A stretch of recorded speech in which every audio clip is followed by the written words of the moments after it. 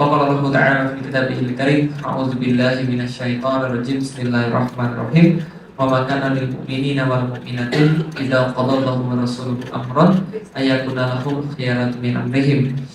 Alhamdulillah, puji dan syukur senantiasa kita panjatkan hanya pada Allah Subhanahu wa taala yang telah menentukan takdir manusia dan segala sesuatu yang ada di antara hidup manusia.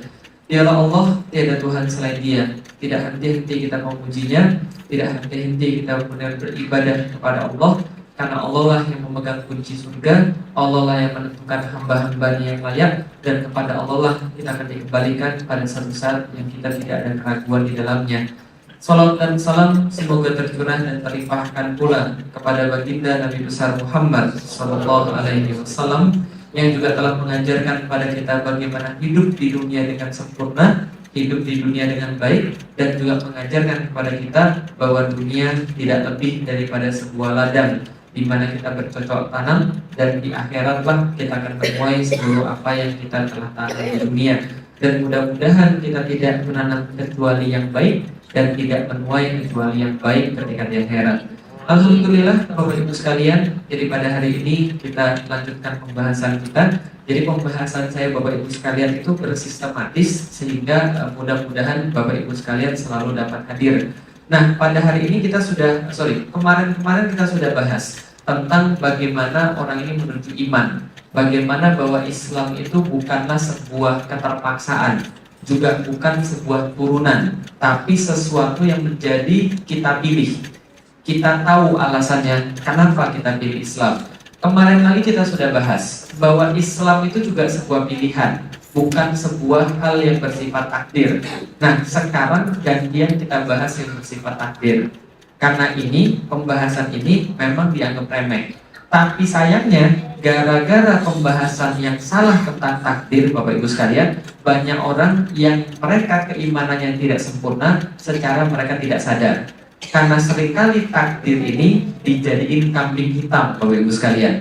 Dijadiin kambing hitam orang untuk tidak melakukan sesuatu atau tidak bisa melakukan sesuatu. Nah, karena itu ini pembahasan yang sangat penting dan memang agak lebih berat daripada pembahasan yang kemarin. Karena memang ini pembahasan ini sudah menjadi perdebatan di antara para ulama sejak munculnya filsafat Yunani di dalam kehidupan Islam. Jadi gini Bapak Ibu sekalian, perlu saya kasih tahu, para sahabat tuh nggak pernah nanya tentang takdir. Sahabat tuh nggak pernah nanya tentang takdir, karena mereka semua paham tentang takdir, karena mereka hidup di zaman Rasul. Maka mereka tidak pernah tanya tentang takdir. Karena itulah mereka paham tentang takdir, karena memang diajarkan langsung dari Rasulullah. Tapi di zaman kita beda, banyak orang bertanya tentang takdir. Misal, takdir bisa dirubah nggak sih? Gitu kan ya? Terus pertanyaannya lagi, apa memang takdir saya begini? Atau memang takdir saya begitu? Gitu kan ya? Itu nggak ada pertanyaan dari zaman dulu. Pertanyaan kayak begitu baru datang ketika Islam itu menguasai wilayah-wilayah Persia dan wilayah-wilayah Yunani. Nah, ketika Islam menguasai wilayah Persia dan Yunani, jadi coba bayangkan Bapak Ibu sekalian, Islam itu dari nol, menguasai cuma Madinah doang. Yang Madinah itu nggak lebih besar daripada Jakarta. Tapi dalam jangka waktu kurang daripada 30 tahun, kurang daripada 30 tahun, wilayah Islam itu meluas jadi 100 hari perjalanan kuda. Jadi kalau kuda jalan 100 hari nggak berhenti-berhenti dari timur sampai ke barat, itulah kekuasaan Islam. Jadi bisa dibayangin ya, luasnya Islam itu sehebat apa ya, meluasnya cepat banget kan ya. Nah, karena cepat banget Islam ini meluas, ketika bersentuhan dengan Yunani, ketika bersentuhan dengan Persia, maka mulai muncul pertanyaan-pertanyaan. Tuhan itu sudah mentakdirkan sesuatu atau boleh kita pilih? Jadi orang jahat itu takdir atau jadi orang baik itu takdir? Dengan miskin, kaya itu takdir atau pilihan dan sebagainya. Nah, ini insya Allah akan kita bahas. Sebelum kita bahas tentang takdir ini, saya ingin perkenalkan Bapak Ibu sekalian tentang seorang pemuda. Ada yang tahu? Pada waktu tahun 1966 lahir seorang anak dari daerah Bronx, New York. Kita tahu kalau andaikan kita lihat di dunia ini, tempat paling berbahaya kan Amerika. The most dangerous place on earth itu adalah Amerika. Di antara daerah-daerah kriminal yang ada di Amerika, New York itu menempati hampir yang paling tinggi.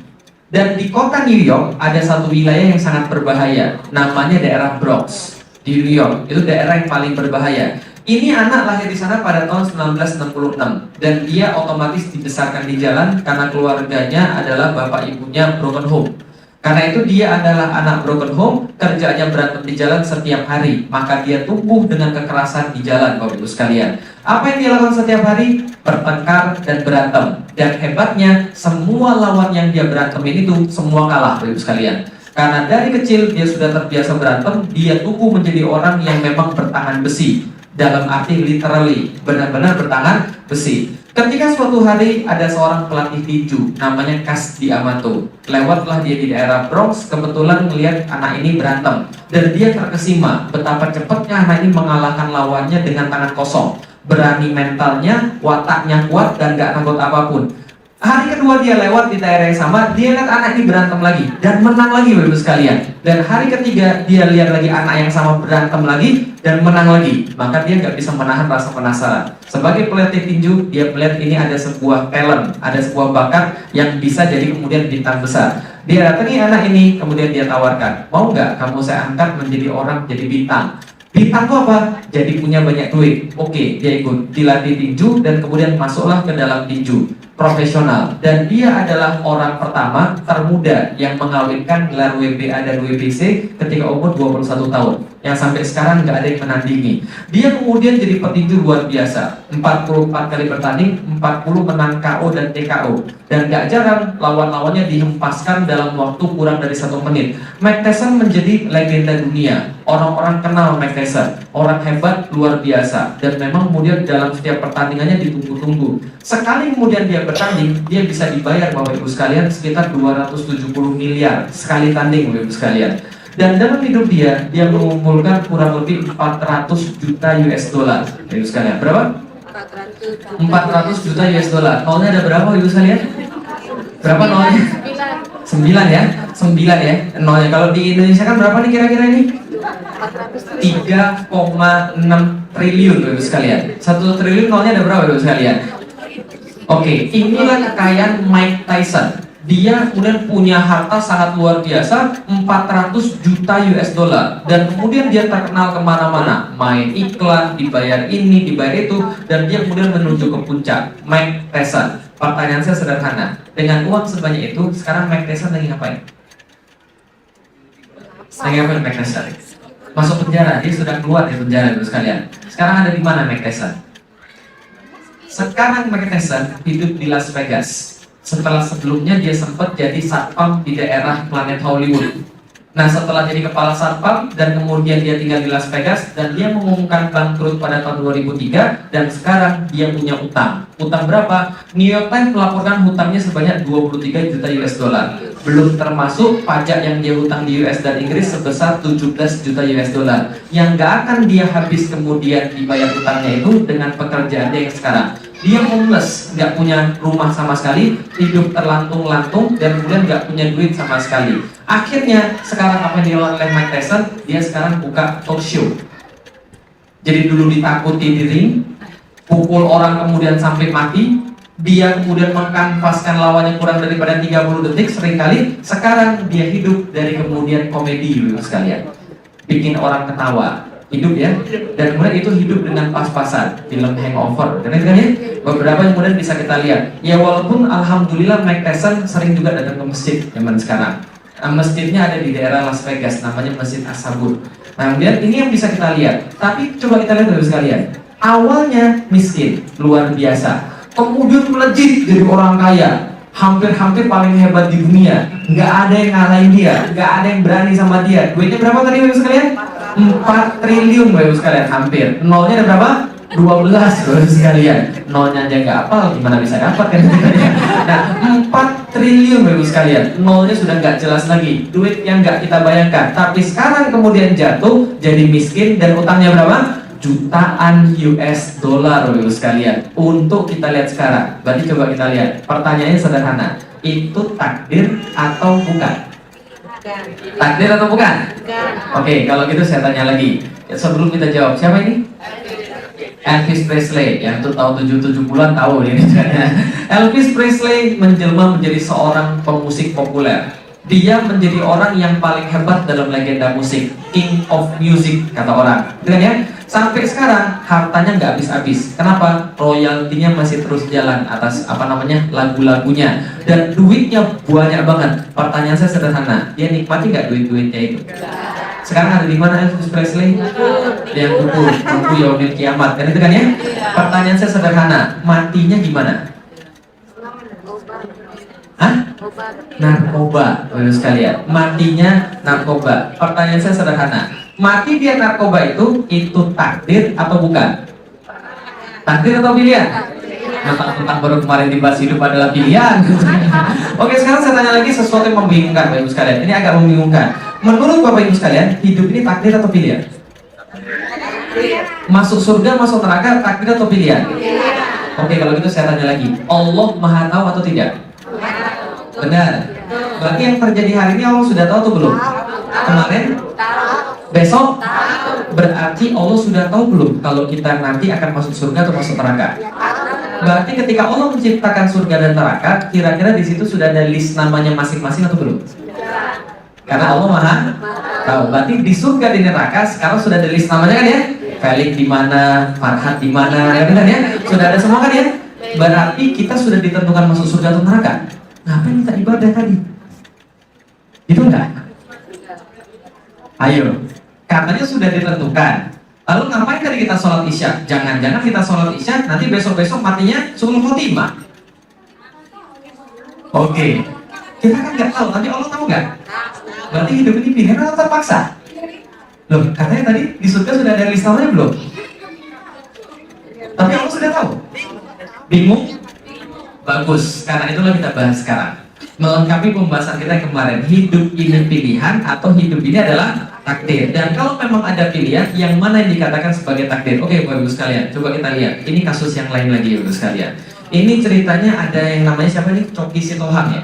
Coki Sitohang kemarin beberapa tahun yang lalu, ini contoh yang sangat bagus sekali untuk takdir. Dia menikah dengan Melisa. Ini mbaknya seorang muslimah, sedangkan masnya ini seorang Nasrani. Maka berdasarkan fikih kita yang kemudian sudah disepakati oleh ulama manapun, seorang pria non-muslim dilarang menikah dengan seorang muslimah, apapun alasannya. Betul begitu kan ya? Maka ketika ini dinikahkan oleh bapaknya diprotes oleh orang muslim. Kenapa dinikahkan? Itu kan bukan orang muslim, itu kan nggak boleh. Bapaknya kemudian bilang, semua sudah ketentuan Allah, sudah takdir daripada Allah. Kenapa? Apapun yang terjadi, saya yakin ini adalah takdir Allah. Kita semua sudah ada ketentuan takdirnya. Semua itu bukan kehendak kita masing-masing. Akhirnya kembali pada keyakinan kita, mengharapkan yang mana yang benar. Ini kata bapaknya, langsung saya kutip dari bapaknya sendiri. Maksudnya setelah diberita. Artinya apa? Bapaknya bilang itu adalah takdir. Karena manusia ada 3 yang jadi takdir: ajalnya, rizkinya, dan jodohnya. Semua adalah takdir. Maka bapaknya bilang dia nikah sama orang kafir, itu adalah bagian daripada takdir. Pertanyaan saya, takdir atau bukan? Bukan. Oke, takdir atau bukan? Nanti katanya jodoh takdir. Kan ada sebuah hadis yang mengatakan tidak akan dilahirkan anak Adam sebelum ditentukan 1 rezekinya, 2 jodohnya, 3 ajalnya. Kan itu kan ya? Berarti ini takdir atau bukan? Bukan. Takdir. Takdir atau bukan? Bukan atau takdir? Bingung? Bagus. Nah, karena itulah kita bahas dulu sekalian. Oke, kalau kita bahas sekalian, kita lanjutin lagi. Bapak Ibu sekalian, apakah semua ini adalah takdir? Apakah semua ini sudah garis tangan kita? Ataukah semua ini sudah ditentukan oleh Allah segala-galanya? Kadang-kadang ada orang bilang itu semua adalah takdir. Maka ketika ada seorang anak, dia kemudian dari sekolah dapat nilai matematika, ujiannya dapat 3, bapaknya tanya, kenapa nilai ujianmu dapat 3? Anaknya bilang, karena takdir anakmu memang jelek dalam pelajaran matematika. Kenapa yang lain bisa? Itu takdirnya bagus, bapaknya pintar, kan gitu kan ya. Nah, apakah semua itu adalah takdir atau semua itu adalah pilihan, garis tangan atau bukan? Ada orang meramal garis tangan. Oh, kalau garis tanganmu begini, kamu jadinya tukang beca, kan ya, dan sebagainya. Ada ramalan bintang dan sebagainya. Senang lihat ramalan bintang, bagus sekalian? Ah, muda dulu pasti senang kan ya. Lihat Aquarius hari ini kiri, gitu kan ya. Asmara, kasihan dulu ditinggal dan sebagainya. Maka kita semua percaya ramalan. Percaya dan nggak percaya, bagus sekalian. Ramalan bintang itu favoritnya orang Indonesia. Nggak percaya? Oke, saya kasih tahu. Tahu Twitter tahu? Tahu. Tahu Twitter? Saya termasuk termasuk ya saya ngomong ustadz juga nggak enak ya, tapi ya oke lah. Saya termasuk ustadz yang kemudian paling banyak followernya di Twitter. Nomor 3 setelah Yusuf Mansur dan Agim. Yusuf Mansur punya follower sekarang 900.000. Agim punya follower sekitar 700-800.000. Felixia punya follower 300.000. Mereka semua dijumlahkan nggak bisa nandingi follower tweet ramalan yang itu 4 juta. Paham Bapak sekalian? Paham maksudnya? Ustadz nih kalau digabung followernya nggak lebih banyak daripada ramalan Bapak sekalian. Artinya adalah apa? Ini kemusyrikan sudah di mana-mana. Kita tetap percaya bahwa segala sesuatu itu sudah diturunkan, ditakdirkan apa adanya tanpa kemudian berpikir sedikit pun. Maka apakah benar semua sudah garis tangan? Semua sudah nasib garis tangan, gitu kan ya? Ini anak, ini kehidupan, rezeki dan sebagainya. Apalagi kemudian muncul ramuan-ramuan atau mantra-mantra. Bagaimana mengubah takdir, ekstra bos, gitu kan ya? Bagaimana merubah jongos menjadi bos, gitu kan? Ya kan di TV kan ya? Pernah nggak lihat di TV Indonesia? Ada iklan begini. Orang lagi ngepel swimming pool, kemudian ada yang nanya, ngapain kau ini lagi kerja ngepel swimming pool? Kamu tuh nggak cocok kerja di air, kamu tuh cocoknya kerja di bawah tanah aja, suruh mati sekalian, kan gitu ya. Nah seringkali ada iklan-iklan begini, maukah Anda mengubah takdir? Bagaimana caranya mengubah takdir? Klik rek spasi motor, kan ya? Klik rek spasi anu dan sebagainya. Seolah-olah ada mantra mengubah yang namanya takdir. Seolah-olah seorang tuh bisa mengubah takdir dari miskin menjadi kaya. Makanya dukun laku, betul begitu? Nah, kasus yang kemarin yang ada di Indonesia, begitu parahnya orang-orang kita, sampai artis-artis pun semuanya pada mendatangi dukun. Gunung Kawi laku, gitu kan ya, pesugihan laku. Kenapa? Mengubah yang namanya takdir, sekalian. Begitu pentingnya pemahaman kita tentang yang namanya takdir. Apakah seseorang benar sudah dinasibkan miskin, sementara yang lain dinasibkan kaya? Ada orang berusaha terus, tapi nggak kaya-kaya, begitu sekalian. Ada orang terus berusaha, tapi miskin-miskin aja. Tapi ada orang yang nggak usah berusaha, dia kaya. Ada orang yang diam-diam aja, duitnya banyak. Nah, berarti benar, itu adalah sebuah takdir, kan ya? Terus ada lagi yang bilang, apakah benar seseorang sudah ditakdirkan jadi karyawan, sementara yang lainnya ditakdirkan jadi direktur? Yang satu ditakdirkan jadi ustadz, yang lain ditakdirkan jadi koruptor. Benar nggak semua itu adalah takdir? Untuk menjawab ini yang paling penting. Satu yang paling penting, jangan bahas takdir dikaitkan dengan 3 ini. Jangan bahas takdir ketika dikaitkan dengan ilmu Allah, tidak boleh dikaitkan dengan kehendak Allah, tidak boleh dikaitkan dengan lauhul mahfuz. Karena kalau dikaitkan dengan semua ini, semua pasti salah. Contoh, pernah dengar kisah tentang pencuri dan hakim? Belum, saya cerita. Suatu hari ada seorang pencuri mencuri lebih daripada 1/4 dinar. Menurut hukum Islam, karena sudah lebih daripada 1/4 dinar, maka tangannya harus dipotong. Maka tatkala tangannya mau dipotong, pencuri ini bilang, sebentar Pak Hakim, sebentar, saya mau protes dulu. Kan boleh saya protes kan ya? Kan Islam harus mendengarkan kata-kata saya. Iya, silakan kalau Anda mau membela diri. Hakimnya kemudian mempersilahkan pencuri untuk membela diri. Andaikan Bapak Ibu, hakimnya, dewan jurinya, saya adalah tersangkanya, pencurinya. Sekarang coba jawab pertanyaan saya Bapak sekalian. Bapak Ibu sekalian, dewan juri yang terhormat, apakah dewan juri percaya bahwa Allah Maha Tahu? Dewan juri percaya? Benar? Berarti yang terjadi kemarin Allah sudah tahu? Hari ini? 2 bulan ke depan? Berarti apa yang saya lakukan tadi pagi ketika saya mencuri, itu Allah sudah tahu dari kemarin-kemarin. Allah sudah tahu 2 bulan yang lalu, Allah sudah tahu 3 bulan yang lalu, Allah sudah tahu kemarin bahwa saya ingin mencuri. Betul begitu? Tapi Allah tidak menahan saya. Berarti Allah sudah ACC itu sekalian. Ya kan ya? Karena kalau Allah tidak ACC, kehendak manusia dan kehendak Allah siapa yang terjadi? Kehendak Allah kan ya? Kita selalu berkata, manusia cuma berusaha, Allah yang menentukan. Kan ya? Berarti kalau saya berusaha untuk mencuri, tapi Allah tidak menentukan, jadi nggak itu pencurian? Nggak terjadi. Berarti ini adalah kehendak Allah, Bapak Ibu sekalian. Dan sudah tertulis di Lauhul Mahfuz bahwa hari ini, pagi ini, jam segini, saya mencuri. Berarti itu sudah takdir daripada Allah. Saya nggak bisa apa-apa. Bukan keinginan saya, tapi ini keinginan Allah. Berarti saya bebas, Bapak Ibu sekalian. Bebas nggak? Bebas ya. Untung ibu nggak jadi hakim gitu kan ya. Hakimnya bilang begini, oke, sebenarnya saya pengen mengerti, tapi potong tangannya Al-Gojo, tangannya dipotong, lalu nangis-nangis.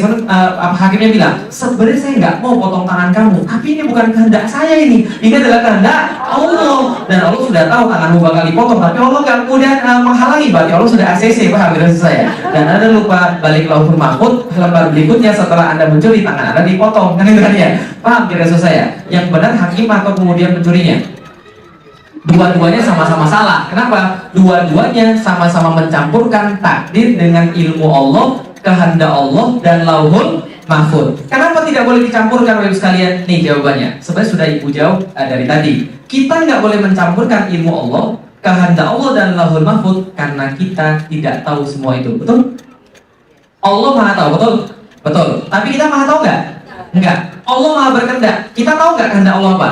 Tidak. Dan Allah kemudian menuliskan semua di Lauhul Mahfuz. Kita sudah pernah lihat Lauhul Mahfuz kita masing-masing? Enggak. Berarti karena kita tidak tahu, kita tidak bahas. Yang kita bahas adalah apa? Yang kita bahas adalah yang kita tahu saja. Apa yang kita bahas? Apakah manusia bebas untuk memilih atau manusia dipaksa untuk memilih? Itu saja. Maka berdasarkan dipaksa dan memilih ini, ada dua kejadian pada manusia. Satu, di mana manusia bisa memilih. Dua, di mana manusia tidak bisa memilih. Di tempat di mana manusia bisa memilih, pasti Allah akan minta pertanggungjawaban. Kalau manusia tidak bisa milih, Allah tidak akan minta pertanggungjawaban. Selesai, gampangnya. Ingat ya. Jadi kalau kita bisa memilih, Allah akan minta tanggung jawab. Tapi kalau kita tidak bisa milih, Allah tidak akan minta tanggung jawab. Gak usah Allah deh, manusia aja begitu. Contoh, kalau ibu boleh nggak nanya saya, Mas, kenapa Mas Felix jadi laki-laki? Boleh nggak nanya begitu? Nggak boleh, karena saya nggak pernah milih. Gitu kan ya? Mas, kenapa matanya sipit? Boleh nggak ngomong begitu? Nggak boleh, karena saya nggak pernah milih. Tapi ibu dan bapak boleh tanya, kenapa saya pakai batik hari ini? Boleh nggak? Boleh, karena saya memilih untuk pakai batik. Kenapa nggak pakai peci? Saya bisa jawab, karena saya memilih untuk tidak pakai peci. Tapi kalau yang tidak bisa saya pilih, saya nggak akan dimintai pertanggungjawaban oleh Allah, apalagi ditanyai oleh manusia. Betul kan ya? Nah kalau gitu kita lihat, ada daerah di mana kita bisa memilih, karena itu kendali kita. Ada di mana itu di luar kendali, karena itu kita tidak dipaksa, kita tidak ditanya dan tidak berhak untuk menjawab. Nah kalau gitu kita lihat, nih daerah di luar kendali manusia. Misalnya tsunami, musibah, ini daerah di luar kendali manusia. Maka kalau ini terjadi pada manusia, dia nggak akan ditanya oleh Allah. Kenapa mati gara-gara tsunami? Nggak akan ditanya oleh Allah. Karena ini adalah namanya musibah di luar kendali manusia. Tapi ada daerah-daerah di dalam kendali, ini contoh lagi, di luar kendali manusia, bukan di dalam, di luar kendali. Lahir wajahnya ganteng, itu di luar kendali, bukan pilihan. Ada yang lain dengan wajah yang ganteng, ada yang lain dengan wajah yang pas-pasan, itu juga di luar kendali Bapak sekalian. Makanya dalam perkara-perkara kayak begini, kita nggak usah banyak tanya, nggak perlu banyak protes, karena itu di luar kendali kita. Bisa dipahami? Kenapa hidung saya nggak mancung? Kenapa mata saya sipit? Itu gak usah ditanyain, karena itu di luar kendali. Dan Allah pun tidak akan tanya. Saya aja beriman walaupun wajah saya pas-pasan dulu sekalian. Tahu juga wajahnya pas-pasan? Iya, saya sadar wajah saya pas-pasan. Dan pas-pasan itu yang paling enak dulu sekalian. Pas-pasan tidak terlalu cakep dan tidak terlalu jelek, kan ya? Pas-pasan dari Tomingse, kan ya? Jadi benar-benar kita lihat bahwa perkara-perkara semacam ini adalah yang namanya takdir. Apa itu takdir? Takdir adalah perkara yang sama sekali tidak dapat kita pilih, dan itu Allah tidak akan minta pertanggungjawaban. Ya, ingat baik-baik kan ya? Allah nggak akan minta pertanggungjawaban. Contoh, hidung kita pesek, Allah minta pertanggungjawaban nggak? Loh, Allah nyiptain, kenapa Allah minta pertanggungjawaban? Dan kalau kita rubah, malah Allah minta pertanggungjawaban. Paham ya? Ingat ya, apa yang nggak boleh dirubah? Perkara-perkara yang Allah kasih, yang itu harus kita imani. Itulah yang dinamakan beriman pada takdir. Karena apapun yang Allah kasih kita, itu pasti baik. Jadi kalau kemudian ada yang lahir hidungnya kemudian pesek, dia operasi, baik-baik nggak ditanya, malah jadi ditanya. Itulah manusia zaman sekarang aneh. Ribet dalam perkara-perkara yang nggak ditanya Allah, tapi nggak ribet dalam perkara-perkara yang ditanya Allah. Paham ya maksud saya? Dia ribet badannya, dia ribet operasi ini, dia ribet operasi itu, padahal ditanya Allah nggak? Enggak, yang dia nggak ribet amal perbuatan dia. Padahal itu yang ditanya Allah. Padahal biarin aja, kita kan hidup di Amerika. Amerika kan beda dengan Indonesia. Padahal ditanya Allah, harusnya dia malah ribet di situ, bukan ribet dalam perkara-perkara yang Allah tidak tanya. Bisa dipahami Bapak Ibu sekalian? Nah, kalau gitu kita lihat lagi. Itu contoh yang di luar kendali. Ini contoh yang di dalam kendali. Kalau daerah di dalam kendali manusia, maka kita kayak kendarai sebuah mobil. Mobil itu ada setirnya, betul begitu? Kita mau ke kiri bisa atau enggak? Kita mau ke kanan bisa atau enggak? Yang kemarin kita bahas. Maka kita sama-sama punya Al-Quran dan modal kita sama. Akal kita punya, waktu kita punya. Satu orang sama-sama satu hari 24 jam. 1 jam 60 menit. 1 menit 60 detik. Semua sama. Maka mau jadi orang yang baik atau buruk, itu pilihan. Mau jadi amanah atau khianat, itu pilihan. Mau jadi orang yang ramah atau judes, itu juga pilihan. Maka ketika Anda ketemu saudara Anda, saudaranya nanya, Bu, kenapa wajahnya jelek banget kayak di toko 10 begitu? Ibunya bilang, sudah takdir wajah saya begini. Benar atau salah? Salah. Itu pilihan Bapak Ibu sekalian. Gak ada orang yang ditakdirkan Allah wajahnya jelek, kan ya? Ada pilihan mau senyum atau tidak senyum. Makanya senyum jadi ibadah, kan gitu kan ya? Ini perkara pilihan. Nah, kalau gitu Bapak Ibu sekalian, orang mau baik, orang mau buruk adalah perkara pilihan, bukan perkara takdir. Contoh misalnya, di Jakarta kemarin ditangkap seorang PSK. Ketika PSK-nya ditangkap, lalu ditanya, kenapa kamu jadi PSK? PSK-nya bilang, saya terpaksa Pak. Benar nggak terpaksa? Terpaksa berkali-kali, itu mah hobi namanya, Pak. Benar saya. Itu bukan keterpaksaan, itu pilihan. Nggak ada kejahatan yang terpaksa. Dan tidak ada kebaikan yang nggak sengaja. Semua itu adalah sebuah pilihan. Maka kalau itu mau pilih mana? Jadi baik atau jadi jelek? Baik atau jelek? Tapi ada yang sering menghalangi kita untuk jadi baik. Apa? Tadi kita merasa baik dan jelek itu takdir. Betul begitu? Nah, ini satu lagi yang menghalangi kita jadi orang baik. Hidayah namanya. Loh, kok hidayah menghalangi jadi baik? Bukannya hidayah justru bikin kita jadi kemudian baik? Nah, ini kalau gitu sekalian, kita lihat nih. Pernah nggak dengar kata-kata begini? Saya tuh mau baik, tapi saya belum dapat hidayah. Pernah dengar begitu? Ya Allah, serius Ustaz, serius banget. Saya tuh pengen banget kerudungan, tapi belum dapat hidayah. Sering begitu, benar? Nah, sering kan ya? Saya belum dapat hidayah Ustaz, jadi belum bisa sholat nih, benar ya? Nah, sering kali hidayah jadi kambing hitam, Bapak sekalian. Kenapa dia nggak mau sholat? Kenapa dia nggak mau baik? Sering dengar kata-kata begini? Wajar aja dia hebat, kan Allah kasih dia hidayah. Betul begitu? Seringkali setelah saya ngisi pengajian, kemudian ada sekelompok orang datang, bapak-bapak atau ibu-ibu, dia bilang, inilah contoh orang yang dapat hidayah. Belajar Islamnya cepat, hafal Qur'annya cepat, dan kemudian bisa menyampaikan Islam dengan baik karena dia sudah dapat hidayah. Sebenarnya dia pengen ngomong, gua belum bisa begitu karena gua belum dapat hidayah. Nah, kalau dia biasa aja dia dapat hidayah, kalau gua belum dapat hidayah, makanya gua nggak bisa. Kan itu ya alasan lagi. Ada lagi yang bilang, saya selalu berdoa semoga saya dikasih hidayah. Kalau orang yang cuma ngomong begini akan jadi baik atau tidak? Cuma ngomong begini doang akan jadi baik atau tidak? Tidak akan pernah jadi baik. Kenapa tidak pernah? Karena hidayah artinya apa? Petunjuk, guide, bukan majalah kan ya? Nah, petunjuk atau guide, bukan sinetron hidayah ya. Jadi petunjuk atau guide itu artinya hidayah. Kalau gitu untuk memahami hidayah, kita coba bermain-main dengan hidayah. Ini hidayah yang saya berikan pada Bapak Ibu sekalian. Tolong hafalin dalam waktu 1,5 menit. Cara datang ke rumah saya, hafalin dalam waktu 1,5 menit. Ini hidayah, petunjuk ke rumah saya. Rumah saya terletak di Jalan Khalid Elok 7. Dari sini cari perkampungan nelayan di Jakarta maksudnya, lalu cari gerbang Pantai Indah Kapuk. Masuk pada putaran pertama, ikut jalan terus sampai putaran kedua, ikut terus jalan terus sampai putaran ketiga, baru belok ke kiri terus sampai belokan keempat, belok lagi ke kiri. Setelah kita belok ke kiri, sebelah kanan ada showroom mobil, sebelah kanan showroom mobil ada gang masuk rumah saya di ujung dekat sekolahan. Sudah hafal? Belum? Oke, terima kasih. Pertanyaan saya sederhana. Ini petunjuk apa ini? Cara pergi ke rumah saya. Dan ini benar atau tidak? Benar atau tidak? Insya Allah benar, karena datangnya langsung dari saya. Kan saya punya rumah, benar ya? Maka ini petunjuk pasti benar, karena datangnya dari saya. Tapi kalau datangnya dari ibu itu meragukan, gitu kan ya? Tapi langsung datang dari saya, berarti ibu boleh percaya. Karena saya tidak pernah bohong, berarti itu boleh kemudian dijadiin percaya. Karena ini adalah petunjuk datang ke rumah saya. Anggaplah Bapak Ibu sudah hafal petunjuknya. Tapi cuma dizikirkan terus diulang-ulangi. Rumah Pak Felix dari sini cari kampung nelayan, putaran pertama lurus, putaran kedua lurus, putaran ketiga belok kiri, putaran ketiga belok kiri. Cuma dizikirkan doang tiap selesai sholat, sampai nggak ke rumah saya? Apa yang kurang? Praktek. Itu yang kurang kan ya? Kalau sudah praktek, insya Allah bakal nyampe. Tapi kalau seandainya cuma dibaca terus, nggak akan nyampe, Bapak sekalian. Pertanyaan kedua, pas baca ini, apa yang kita pikirin pertama kali? Yang kita rasakan apa?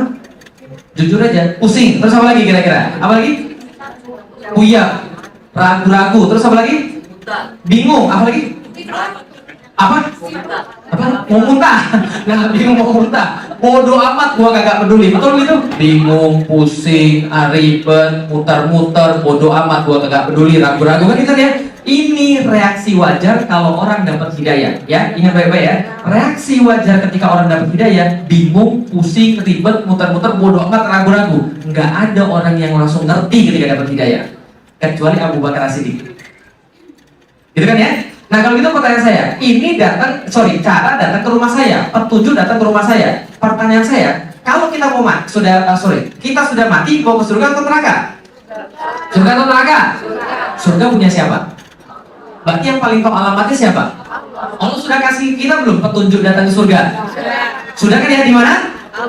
Al-Quran. Kalau Al-Quran cuma diulang-ulangi baca doang tapi tidak diamalkan, masuk surga nggak? Nggak akan pernah, Bapak sekalian. Maka seorang hafiz Quran itu belum jamin dia masuk surga. Ya, jadi seorang hafiz Quran belum jamin dia masuk surga. Nah kenapa? Cuma ulang-ulangi doang, itu nggak jamin masuk surga. Kalau begitu, saya nggak usah hafal Quran aja. Kan orang yang hafal Quran belum tentu masuk surga. Betul begitu, Bapak sekalian? Orang yang hafal aja belum tentu masuk surga, apalagi yang nggak hafal. Dari gimana mau masuk, Pak, Bapak sekalian? Maka tetap aja harus menghafalkan Al-Quran. Berarti ini contohnya. Hidayah sudah datang kepada kita. Tergantung kita mau ambil action atau tidak. Ya, oke, kalau gitu kita lihat. Hidayah sudah turun belum, Bapak sekalian? Sudah. Jadi mulai dari sekarang nggak boleh ada yang bilang saya belum dapat hidayah. Awas loh. Karena Allah sudah kasih kita hidayah. Wa nazzalna 'alaikal kitaba tibyana likulli syai'. Kami menurunkan Al-Quran menjelaskan segala suatu perkara, cara masuk ke dalam surga. Kalau gitu kita lihat lagi. Hidayah itu kayak mobil, Bapak sekalian. Mobil, kita lihat. Contoh, kalau seandainya malam-malam nggak ada lampu sama sekali, kebetulan Amerika sedang mati lampu seluruhnya. Jadi nggak ada lampu sama sekali dan gelap sekali. Anda dari sini disuruh pergi ke San Bernardino. Berani atau enggak? Nyampe atau enggak? Kok nggak nyampe? Kenapa nggak nyampe? Ada lampunya mati. Mobilnya kan ada. Mobilnya ada lampu nggak? Ada, tapi jalannya nggak kelihatan. Tapi mobilnya punya lampu nggak? Gimana caranya jalannya supaya kelihatan? Gimana caranya supaya jalan kelihatan? Lampunya dilain dan maju mobilnya. Kalau jalannya kalau kita tetap di mobil dan di situ-situ aja, jalannya nggak akan kelihatan. Kalau kita maju, jalannya belum kelihatan. Belokan ke sini, belokan ke sini, kan gitu kan ya? Artinya apa? Hidayah itu akan muncul kalau sudah action. Paham? Jadi bukan yakin baru dapat hidayah, bukan yakin baru berbuat, tapi berbuat dulu baru yakin. Ustaz, saya tuh belum yakin, Ustaz. Nanti kalau saya kerudungan nanti lepas lagi gimana? Kan nanti kan jelek jadinya. Berarti saya belum yakin. Salah, Bapak sekalian. Kerudungan dulu baru yakin, bukan yakin baru kerudungan. Paham ya maksudnya kan ya? Kita take action dulu, baru kemudian ada. Sayangnya orang-orang kita sukanya mikirnya banyak, sehingga nggak jadi-jadi berbuat baik. Betul begitu? Kata orang Sunda, kalau mau berbuat baik, dia mikirnya begini, mungkin kumahnya. Nanti gimana ya? Nanti gini, nanti gitu. Kalau dia mau berbuat buruk, mikirnya kumahan kewai lah. Gimana nanti aja lah. Contoh misalnya, dia mau ngasih pengemis. Ada pengemis datang, dia mau ngasih, mikirnya panjang. Nanti kalau dibeliin narkoba gimana? Nanti kalau dibeliin rokok gimana? Nanti kalau dia males gimana? Nggak jadi ngasih, padahal mau ngasih cuma berapa? 500 perak. Mikirnya panjang, Bapak sekalian. Nah itulah manusia, terbalik. Kalau berbuat baik dia mikirnya panjang, berbuat buruk nggak pakai mikir. Harusnya dibalik. Berbuat buruk mikirnya, oke kumahannya, nanti gimana? Tapi kalau mau berbuat baik, kumahan kewai lah, biarin aja. Yang penting berbuat baik. Nah inilah kemudian sisanya akan muncul kalau kita ambil tindakan. Tapi kalau kita nggak pernah ambil tindakan, nggak akan datang hidayah Allah kepada kita. Ingat ya, hidayah sudah turun dan harus kita ambil tindakan. Nah benar, hidayah itu kayak sebuah peta. Makin dekat, makin yakin. Contoh, dari sini ke Hollywood gimana caranya? Ke jalan Hollywood dari sini gimana caranya? Mau ibu lewat mana nih? Kira-kira kalau saya tanya, dari sini ke Hollywood lewat mana? Kira-kira gimana? Wilton. Terus sampai setelah Hollywood kiri. Petunjuknya apa? Ada pelang atau ada apa itu? Nama jalannya. Oke, kalau ibu jelasin itu ke orang Indonesia yang nggak pernah datang ke Hollywood, dia ngerti nggak?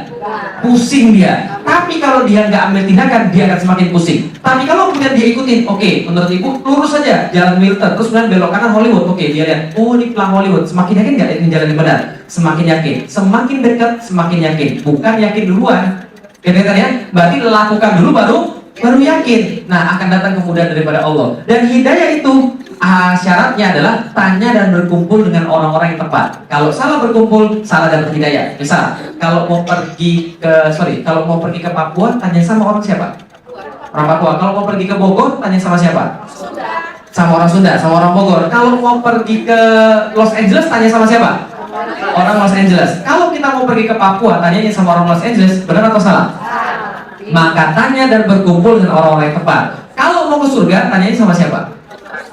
Ustaz nggak pernah ke surga, woi sekalian. Tanya sama siapa kira-kira?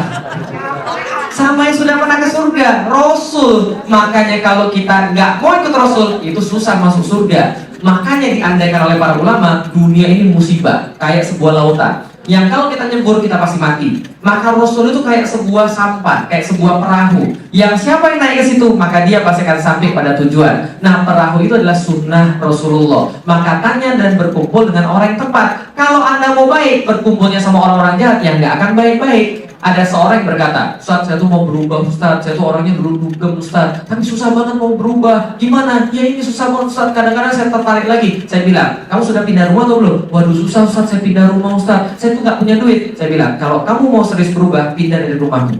Kenapa? Pindah dari rumah berarti ganti teman, itu kan ya? Ganti lingkungan. Tapi kalau dia mau berubah, dia di situ-situ aja, itu gak serius namanya. Karena pasti akan ketarik lagi di situ-situ terus. Makanya kata Rasul, yang namanya teman itu menentukan siapa kita. Kalau kita berteman sama penjual minyak wangi, dapat wanginya. Kalau berteman sama orang tukang tungku besi, kita dapat apa? Hitamnya. Gak enak kan ya? Kita nggak dapat besinya, hitamnya dapat. Makanya jangan jadi maksiat pasif. Tahu maksiat pasif? Kalau perokok pasif ngapain? Dia nggak ngerokok tapi dapat asapnya. Kalau maksiat pasif, dia nggak maksiat, nggak dapat nikmatnya tapi dapat dosanya.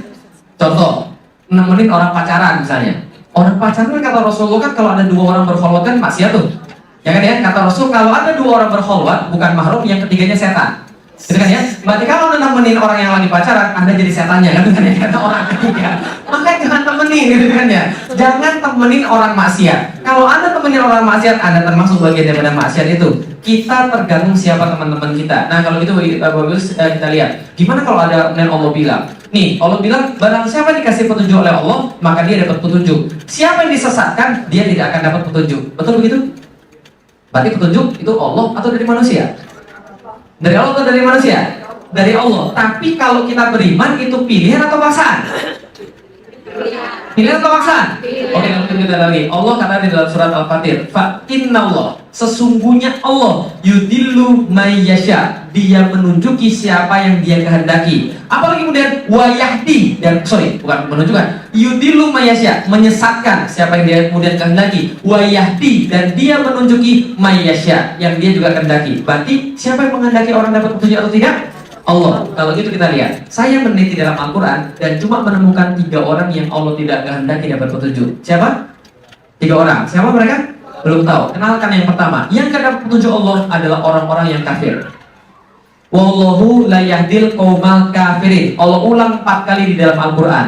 Wallahu la yahdil qaumal kafirin. Wallahu la yahdil qaumal kafirin. Wallahu la yahdil qaumal kafirin. Wallahu la yahdil qaumal kafirin. Allah tidak mau kasih petunjuk pada orang yang kafir. Berarti siapa orang pertama yang dapat petunjuk? Kafir. Orang kafir. Perkenalkan orang yang kedua. Wallahu la yahdil qaumal fasikin. Allah tidak kasih petunjuk pada orang yang fasik. Allah sebutkan 5 kali di dalam Al-Quran. Wallahu la yahdil qaumal fasikin. Allah malas, Allah nggak mau kasih petunjuk pada orang yang fasik. Itu orang kedua. Yang pertama siapa?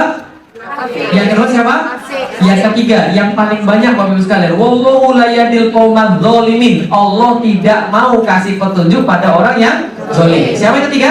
Orang zalim. Yang pertama siapa tadi? Kafir. Yang kedua? Fasik. Yang ketiga? Zalim. Apa perbedaan fasik, kafir, dan zalim? Orang yang kafir, itu kata Allah di dalam Al-Quran ada 2. Innalladzina kafaru min ahlil kitabi wal musyrikin. Jadi ada dua ya, orang kafir ya. Satu siapa? Ahli kitab. Siapa itu ahli kitab? Nasrani, Yahudi. Dan wal musyrikin. Siapa itu orang musyrik? Ya selain mereka. Berarti selain Islam itu kan kafir. Nah maka kafir itu ada dua tuh, ahli kitab dan musyrik. Nah maka musyrik itu selain ahli kitab, itu musyrik. Contohnya seperti apa? Yang penganut agama-agama lain lah, itu musyrik termasuk. Nah berarti itu yang dimaksud dengan orang yang kafir. Kalau orang yang fasik siapa? Orang yang fasik di dalam Al-Quran adalah diceritakan oleh Allah yang tidak bisa mengambil pelajaran daripada perumpamaan yang Allah berikan. Atau orang yang sudah tahu yang baik dan buruk tapi tetap melakukan yang buruk. Iya, bisa jadi orang Islam tuh. Tadi yang tahu baik dan buruk tapi dia tetap yang buruk. Atau orang-orang yang tidak percaya dengan janji Allah, itu juga fasik. Itu yang kedua ya, fasik ya. Yang ketiga siapa? Zolim. Zolim itu apa? Zolim itu lawannya adil. Berarti kalau orang nggak adil, berarti dia zolim. Contoh misalnya, zolim itu siapa? Orang yang dikasih duit segini tapi menyampaikan lain, itu zolim itu. Dikasih amanah nggak ditunaikan, zolim itu. Loh, itu kan munafik Ustaz. Ya munafik itu termasuk kezoliman. Maka kezoliman adalah lawannya daripada kata adil. Apa kesamaan tadi? Tiga-tiga ini kenapa nggak ditunjuki oleh Allah? Kenapa nggak dapat hidayah daripada Allah? Karena tiga-tiga ini punya kesamaan. Apa kesamaannya? Kesamaannya sama-sama disebutkan dalam surat Al-Maidah dalam ayat yang hampir berurutan. Wallahu la yahdil qaumal kafirin, fasikin, zolimin. Disebutkan dalam surat Al-Maidah wa malam yahkum bima anzalallah faulaika humul fasikun, zolimun, kafirun. Yang tidak mau pakai aturan Allah itulah fasik, zolim, dan kafir. Kalau gitu kita lihat, inilah tiga orang yang tidak dapat petunjuk daripada Allah. Dan kalau kita lihat ini struktur kalimatnya, Allah tidak kasih petunjuk pada orang yang zolim. Maka coba dipikirkan baik-baik. Dia zolim dulu baru tidak dikasih petunjuk, atau tidak dikasih petunjuk jadi zolim? Zolim dulu. Yang mana? Zolim dulu baru tidak dapat petunjuk, atau tidak dapat petunjuk baru zolim? Zolim dulu. Berarti zolim, kafir, fasik itu pilihan atau paksaan Allah? Pilihan dia. Kalau dia berhenti daripada kekafiran, kefasikan dan kezaliman, Allah kasih petunjuk pasti. Ya kan ya? Felix Xiao dulu orang kafir.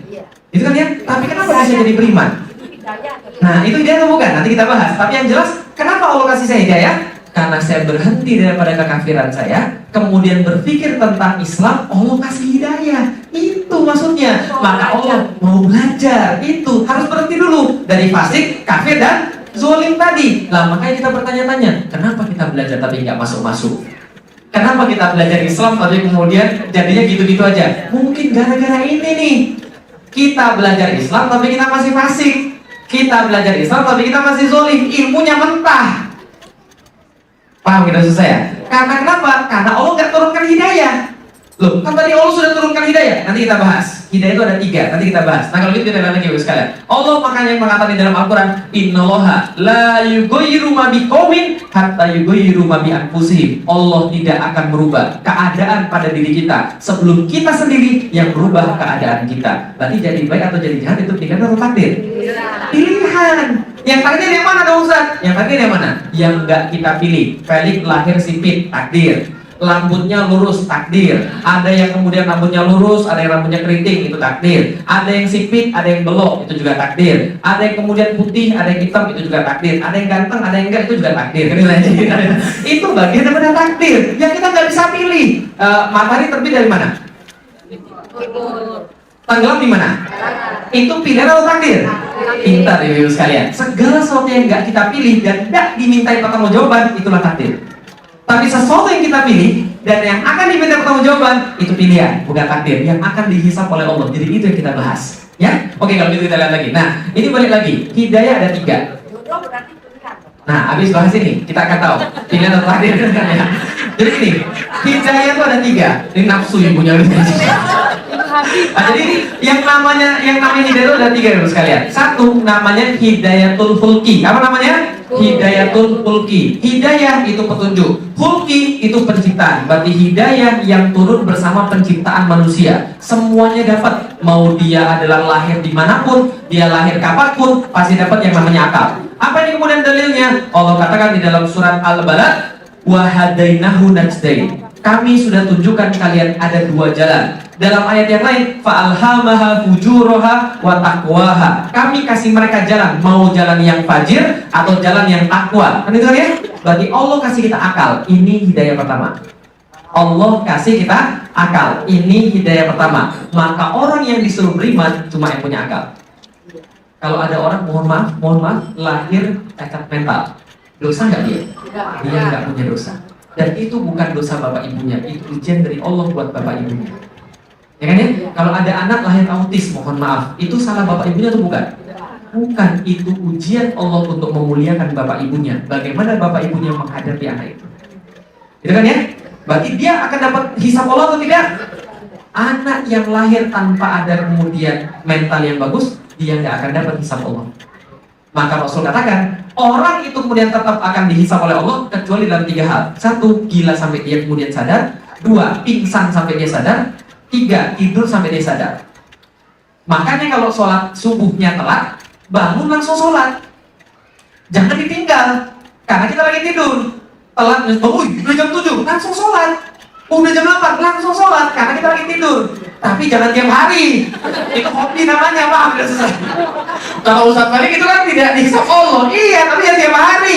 Kalau tiap hari itu namanya hobi, Pak. Udah selesai ya. Masa tiap hari telat itu malu-maluin namanya gitu kan ya. Nah, itu contohnya. Jadi itu kalau bangun langsung udah sholat, karena Allah mengangkat pena terhadap catatan malaikat.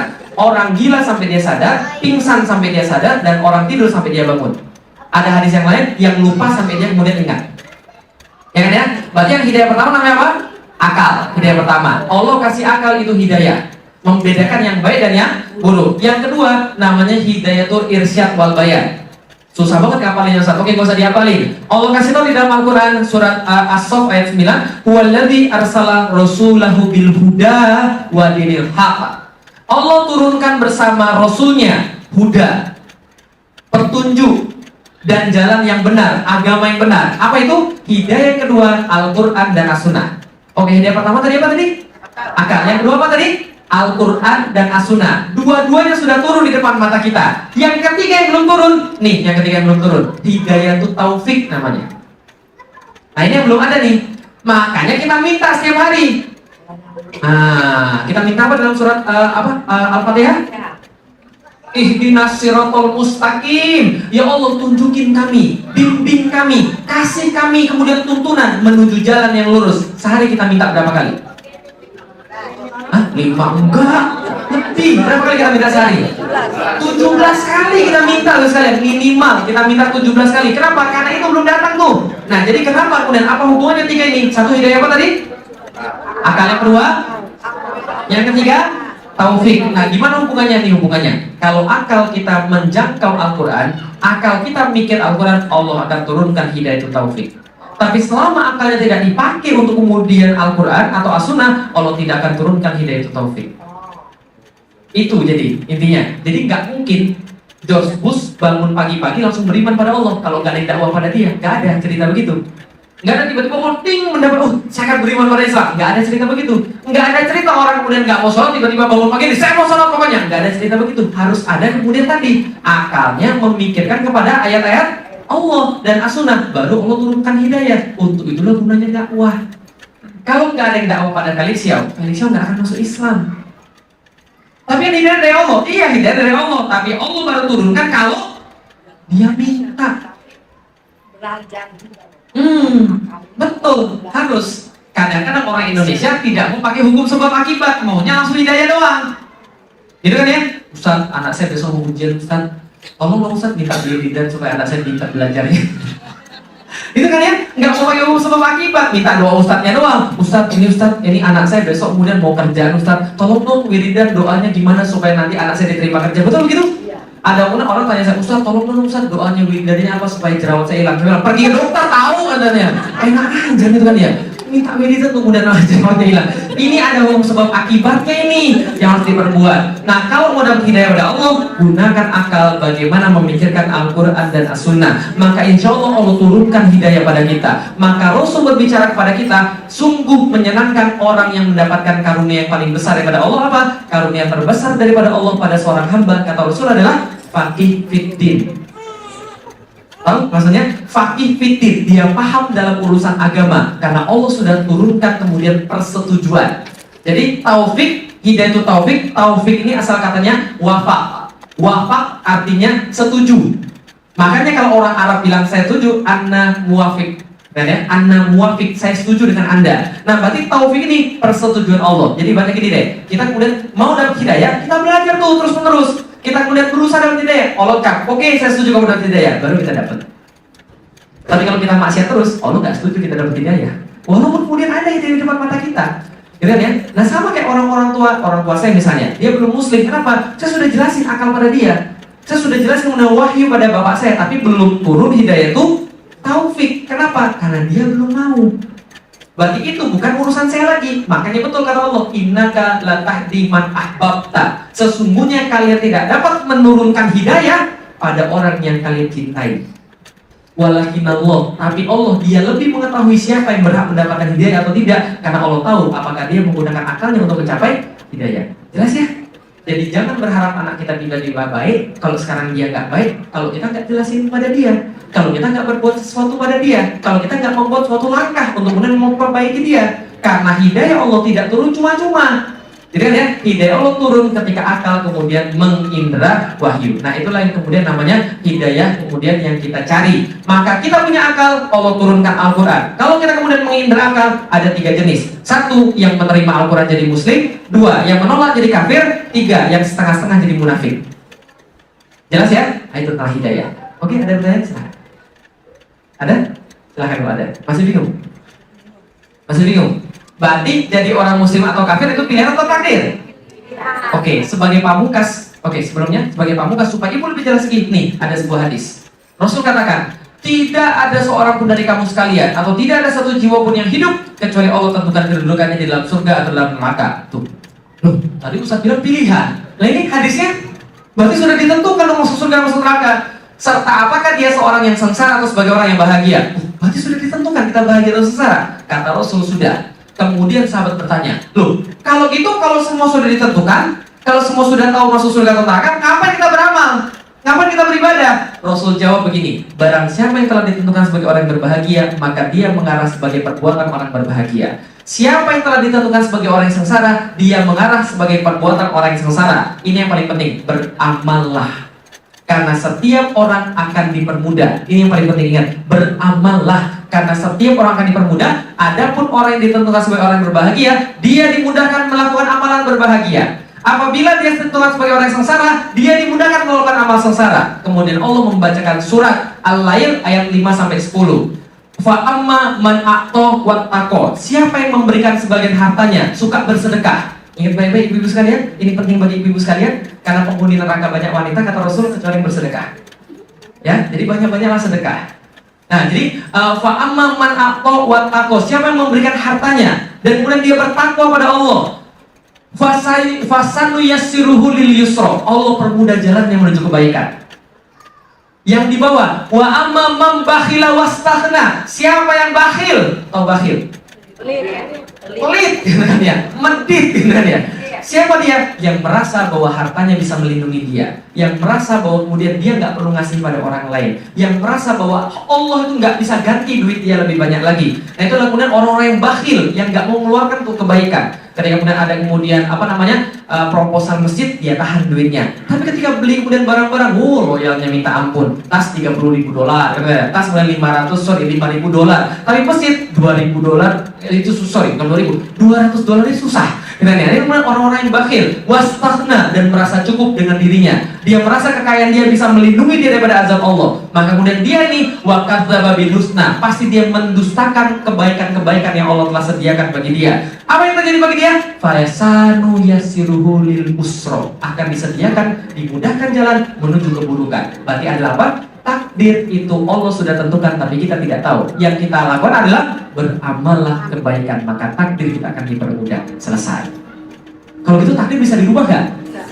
Kita nggak tahu bisa dirubah atau enggak. Jangan salah lagi. Contoh, saya pegang tangan apa nih? Saya pegang tangan apa? Sekarang saya ganti dengan tangan apa? Kiri. Oke, sekarang coba. Sekarang sebentar. Saya pegang pakai tangan apa sekarang? Tangan belakang. Kanan atau kiri? Kiri kanan. Kiri atau kanan? Sekarang dirubah kemana? Belakang. Sekarang dirubah kemana? Nggak tahu. Kenapa ibu nggak tahu? Karena ibu nggak tahu saya pegang awal di tangan mana dan akhirnya di tangan mana. Karena itu kita nggak tahu berubah kan ya. Tapi kalau kita tahu awal dan akhir, kita tahu itu berubah. Bagaimana kita tahu takdir kita berubah atau tidak kalau kita nggak tahu awal dan akhirnya? Contoh, silaturahim memperpanjang rezeki. Memperpanjang umur. Ada orang suka silaturahim nih ceritanya nih. Maka sebelum dia mati dia bilang, nah ketahuilah, Bapak harusnya mati umur 60 tahun. Tapi gara-gara Bapak sering silaturahim, Allah panjangkan umur jadi 80 tahun. Benar nggak dia panjang 20 tahun gara-gara silaturahim? Belum tentu. Gitu kan? Karena dia nggak tahu takdirnya apa, gitu kan ya? Artinya adalah apa? Ya silaturahim memang memperpanjang rezeki, lakukan saja, tapi jangan dihubung-hubungkan sama memperpanjang berapa lama umurnya. Paham? Karena kita nggak tahu awal dan kita nggak tahu akhir, maka takdir itu tidak berubah. Karena kita nggak tahu takdir kita awal apa dan kita nggak tahu takdir kita akhir apa. Yang jelas adalah beramallah dan jangan banyak mikir tentang takdir. Ya kan ya? Karena kata Rasul, ada pembahasan yang harus dihindari. Satu, ketika sahabatku dibahas maka tinggalkan pembahasan itu. Paham? Kenapa? Karena orang ada yang menjelek-jelekan sahabat. Dua, kalau dibahas tentang takdir maka tinggalkan pembahasan itu. Artinya, ujung daripada cerita kita jangan banyak bahas tentang takdir. Ya kan ya? Bahasanya cuma dua. Kalau bisa pilih, itu pilihan. Kalau nggak bisa pilih, takdir, selesai. Jelas ya? Itu aja bahasanya. Oke, ada pertanyaan silahkan. Ibu boleh. Makin bingung ya? Bagus. Silakan. Waduh.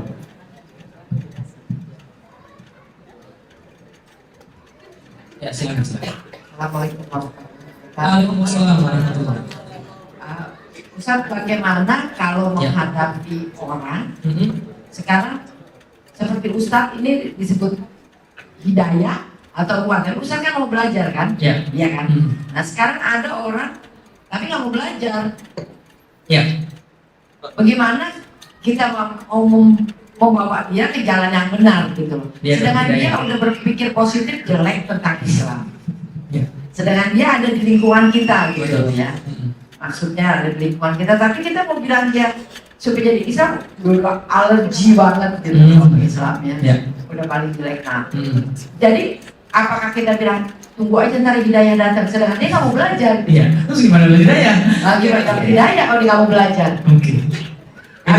Paling nggak kan keluarganya berdoa dong mudah-mudahan ini keluarga saya dapat Hidayah. hidayah. Nah, dari mana itu dapat hidayahnya? Betul, terima kasih. Ibu tahu ketika saya masuk Islam apa yang terjadi pada bapak saya dan ibu saya? Ngamuk, Bapak Ibu sekalian. Kenapa dia ngamuk? Karena bapak ibu saya itu benci dengan Islam dan saya paham tentang itu. Kenapa saya paham? Karena saya pernah jadi orang non muslim dan saya pernah diperlakukan jelek sama orang muslim. Jadi sebenarnya yang kita benci itu bukan Islam, tapi muslim. Tapi karena kemudian kita sangka itu adalah praktek daripada Islam yang ngajarin, maka kita benci Islam. Ya, jadi sebelum kemudian saya muslim, saya tahu bagaimana rasanya. Saya punya nenek saya tuh benci banget sama Islam. Muslim sebenarnya. Ketika kemudian saya pindah agama, dia bilang begini, "Lik, kamu boleh masuk agama apapun asal jangan Islam." Kenapa? Karena nenek saya ceritain seperangkat kemudian kejelekan-kejelekan orang muslim. Dan saya kemudian mengalami juga memang begitu. Yang seperti saya sudah ceritakan kemarin. Nah, tapi kemudian ketika saya masuk Islam, bapak saya kemudian saya ajak diskusi 3 tahun baru merubah pandangan dia tentang Islam. 3 tahun. Diskusi setiap minggu minimal 3 jam. Untuk kemudian mengorek pemikiran dia yang salah dan kemudian mengganti dengan pemikiran yang bagus. Tapi bapaknya Ustaz sudah masuk Islam? Belum. Karena itulah tidak ada formula yang pasti top tier dalam berdakwah. Tugas kita cuma ngasih yang mana di sini? Tugas kita cuma ngasih yang Tugas kita cuma ngasih yang ini dan ini. Tapi yang ini itu kehendak dia dan kehendak Allah. Artinya adalah apa? Kalau tugas kita di sini sudah kita kemudian kasih, itu insya Allah benar. Nah, gimana kemudian cara merubah orang-orang kayak begini, yang kemudian dia keras kepala, sudah kemudian benci dengan Islam? Saya kasih tahu ibu sekalian, cara merubah opini orang tentang sesuatu ada 2 cara. 1, banyaknya kuantitas. 2, tingginya kualitas. Contoh, kalau ada orang yakin 100% bahwa Islam itu jelek, yang harus kita sampaikan adalah perbanyak kemudian informasi pada dia bahwa Islam itu tidak jelek. Karena orang berpikir tergantung apa yang sering dia dengar. Contohnya begini, nih contohnya nih, apapun makanannya, minumannya, teh botol sosro. Kenapa bisa bikin begitu? Karena kita sering dengar. Maka yang kita sering dengar itu yang menjadi pikiran kita, ya kan ya? Nah, yang kedua, kualitas argumen. Yang pertama, kuantitas argumen. Seberapa banyak kita dakwah sama dia? Kuantitas argumen. Yang kedua, kualitas argumen. Kualitas argumen itu apa? Ketinggian argumen kita. Contoh, ibu saya pernah bilang gini, udah Lik, gak usah pergi Jumatan, percuma aja pergi Jumatan, kan Tuhan maha tahu tentang hatimu, yang penting hatimu aja baik, gak usah pergi Jumatan. Sekarang ikut Mami pergi ke puncak. Saya bilang apa? Mi, Allah yang mengajarkan saya untuk hormat pada Mami, dan saya nggak boleh bantah sedikit pun. Allah juga mengajarkan agar saya taat pada Dia. Jadi kalau Mami mengadukan saya dengan Allah, sorry berat, saya harus milih Allah. Kemudian ibu saya bilang, kamu tuh terlalu ekstrim. Semua agama tuh sama. Apa yang saya jawab? Benar nih, semua agama sama. Benar, semua agama sama. Yaudah, Mami masuk Islam aja. Ambil saya. Kan sama. Dan kalau semua agama sama, udah Mami masuk Islam aja. Lalu ibu saya kemudian tahu. Apa kemudian dia ketahui? Oh iya benar, ternyata agama nggak sama. Karena dia nggak mau masuk Islam. Gitu kan ya? Nah itu namanya kekuatan argumen. Artinya dengan argumen kita bisa mengajak orang untuk berpikir, oh iya ya, itu kekuatan argumen itu. Yang dari tadi saya lakukan adalah mengubah cara pandang Bapak Ibu sekalian tentang takdir. Nah itu namanya kekuatan argumen. Tapi kalau cuma diulangi sekali, nggak akan paham, maka harus berkali-kali. Gitu loh. Nah jadi kalau dakwah sama orang cuma sekali dua kali ngarepin dia berubah, jangan harap. Emang kita Rasul. Gitu kan ya. Rasul doang yang bisa ketemu orang 2 menit langsung jadi beriman. Kalau kita bukan Rasul, artinya adalah apa? Kadang-kadang kita terlalu tidak sabar dalam berdakwah. Makanya kemudian saya sama bapak saya pelan-pelan. Nah dia berubah. Mulai awalnya kemudian dia merasa bahwa ini adalah jelek, lama-lama kemudian dia merasa bahwa oh iya benar, ini agama benar ini. Nah ini tinggal kemudian ini aja kekuatan kita, mau gak kita sabar dalam berdakwah. Kan itu ya, contoh dia menganggap jihad itu bunuh orang misalnya. Tapi kan saya bisa tunjukin pada dia bahwa jihad itu bukan perkara bunuh orang, tapi perkara adalah sebuah cara yang diberikan oleh Allah dan Rasul untuk mempertahankan diri. Gitu maksudnya. Kita bukan kayak orang Kristen, ditabuk pipi kiri kasih pipi kanan, itu parah itu. Nah maksudnya. Tapi dalam Islam jihad itu apa? Contoh begini nih. Kita punya anak dan istri, kita diserang orang rumah kita bela diri nggak? Kalau kita malah menyerah, itu sama aja mengorbankan anak istri kita. Nah jihad itu begitu ceritanya. Ada sebuah metode perlindungan diri itu maksudnya. Nah, ada juga metode penyebaran agama yang ketika mendapatkan halangan fisik, kan gitu ya. Nah, kita jelasin pelan-pelan. Dia kemudian mengira bahwa Islam itu kemudian kasar. Kita jelasin pelan-pelan. Begini loh ceritanya. Dia lihat dari kita bahwa kita berlaku baik dan sebagainya. Itu menjadi dakwah daripada dia. Kita jelasin bahwa kita nggak pernah benci Nabi Isa, kita nggak pernah benci Yesus, dan kita nggak pernah benci orang kafir. Kenapa? Karena kita sebenarnya sayang, makanya kita dakwah. Kita kasih tahu, tahu nggak di dalam Islam kita nggak boleh ngomong lebih tinggi suara daripada orang tua. Dan kalau orang tua bilang apa, kita harus nurut. Kita nggak boleh bantah. Walaupun orang tua salah, kita nggak boleh bantah sedikit pun. Karena kenapa? Walaupun orang tua salah, nggak boleh bantah di situ. Tapi kita bisa ubah dengan cara yang lain. Kita punya etika di dalam Islam, dan dia nggak mendapatkan itu dari anak-anak yang lain. Itu kan dakwah pada dia kan ya. Pelan-pelan. Nah itu jadi tuh. Jadi kalau kemudian kita mau mendakwai orang, dia nggak berubah-berubah, bisa jadi satu memang dia bebal, tapi seringnya kita nggak sabar. Iya atau iya? Iya memang begitu. Nah makanya Rasulullah sabar ketika dakwah, karena kita nggak tahu kapan kemudian dia mendapatkan hidayah. Ingat ketika Rasul ditanya, saat mana yang paling menyedihkan dalam hidupmu ya Rasulullah? Rasul jawab, ketika saya berdakwah ke Taif. Ketika saya berdakwah ke Taif, jadi Rasul itu ketika itu ditinggal oleh istrinya Khadijah, sedih banget kan ya? Oh itu sedih luar biasa. Ditinggal lagi oleh pamannya, meninggal, sedih luar biasa lagi. Maka saat itu dia mencari perlindungan pada orang-orang Taif. Wahai orang Taif, terimalah Islam, tegakkanlah Islam dan saya jadi pemimpin Anda. Apa yang orang Taif lakukan? Dia mencaci Rasulullah, menyuruh anak-anak lemparin batu pada Rasul. Jadi banyak anak-anak yang lemparin batu pada Rasul, sampai kakinya Rasul itu berdarah di sini mengalir ke bawah. Sampai kemudian dikatakan bahwa kainnya Rasul itu jadi berwarna merah. Jadi kainnya Rasul itu celananya Rasul berwarna merah. Kemudian Rasul jalan sampai suatu tempat, Rasul duduk di bebatuan dan kemudian berdoa sama Allah. Tahu apa doanya? Doanya bukan mencaci maki orang-orang itu, bukan ya Allah azablah mereka, hancurkan mereka, tidak begitu. Yang Rasulullah apa? Ya Allah, aku meminta maaf kepadamu atas kelemahan diriku dan juga kekurangan usahaku. Itu kemudian doa Rasul, menyalahkan dirinya, kenapa dirinya nggak bisa mendakwakan pada orang. Dan kemudian datang malaikat, Rasul tuh sudah siap di situ, malaikat penjaga gunung. Kalau mau ditimpakan gunung itu pada mereka, kami sudah siap, tinggal perintahnya aja. Oke, kita tak jatuhin gunung pada mereka itu. Rasul bilang apa? Tidak, aku mengharapkan mereka tidak tahu. Tidak, mereka tidak tahu. Aku mengharapkan muncul daripada keturunan mereka orang-orang yang membela Islam. Dan doa Rasul dikabulkan. Anak mereka semuanya masuk Islam tuh. Ceritanya. Jadi generasi berikutnya, kalau nggak bisa dirinya nggak apa-apa generasi berikutnya. Karena itu udah dakwah Islam. Jadi ya itulah kemudian dakwah, bersabar. Karena kita nggak tahu benih yang kita tanam munculnya kapan. Ya kan? Nah, dan itu terjadi. Saya punya anak binaan, adik binaan Muslim. Saya kemudian menemukan dia kemudian di kampus. Pas saya bina itu rambutnya gondrong. Ini orang Padang nih ceritanya. Cowok, rambutnya gondrong. kemudian kerjaannya musik melulu. Jadi duit untuk beli speaker aja kerjanya. Jadi duit dia habis jutaan beli speaker sekalian. Suruh nyumbang infak, kasihnya dikit katanya. Wah kesel bener kan. Tapi orang kita sabar ngajarin dia, kita ajarin ini begini. Sholat subuhnya susah banget karena tidur nggak bisa bangun. Nah akhirnya kemudian saya bilang apa? Udah kamu sekosan sama saya, sini sekamar dengan saya. Walaupun sekamar dengan saya, tetap susah juga bangun subuhnya. Tetap dakwanya males-malesan. Saya kemudian abis akal. Gimana ya kemudian saya mendidik anak ini? Sudah kemudian sekamar sama saya, sudah saya kasih kemudian setiap hari motivasi, sudah saya ajarin setiap hari. Ternyata kapan berubahnya tahu Bapak sekalian? Berubahnya bukan di tangan saya ternyata. Setelah saya keluar dari kampus, saya lulus, dia kemudian ditangani sama orang lain, berubah 100%. Jadi orang paling hebat di kampus. Jadi punggawa lah di kampus. Dalam arti saya, benar, kita nggak tahu kapan benih yang kita tanam itu muncul. Yang jelas yang kewajiban kita apa? Tuh yang kewajiban kita tuh. Perbanyak kemudian argumen-argumen akal, sampaikan wahyu Allah pada dia, biarkan kemudian dia mikir dan Allah kemudian memberikan wahyu pada dia. Insya Allah. Yang penting kalau kita ini doang nih, bukan ini. Karena ini adalah haknya Allah nih. Haknya kita cuma 2 ini nih. Jadi kira-kira begitu. Oke, ada pertanyaan lagi silahkan. Silahkan ada. Kalau ada silahkan. Silahkan Ibu. Boleh mic-nya digeser? Bapak-bapak sabar Pak ya. Ladies first. Silahkan. Assalamualaikum.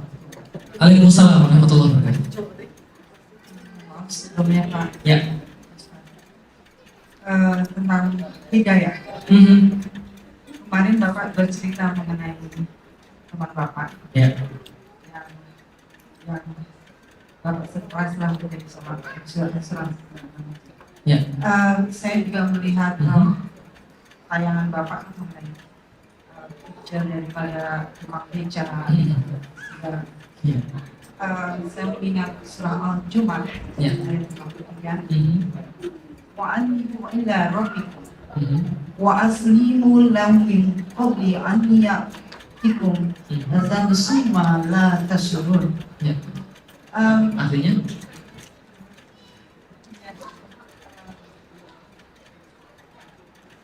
Katakanlah wahai hamba-hamba Mhm. yang melampaui batas, Ya. janganlah kamu berputus asa dari rahmat Allah. Ya. Sesungguhnya Dialah Maha Pengampun lagi Maha Penyayang. Ya. Begini Pak, Silakan.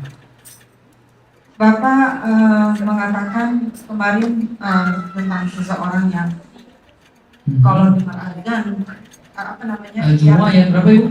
Ayat 53. 53. Kok nggak ada di Nggak saya? ada, nggak ada Salah kali. sampai sebelah kan.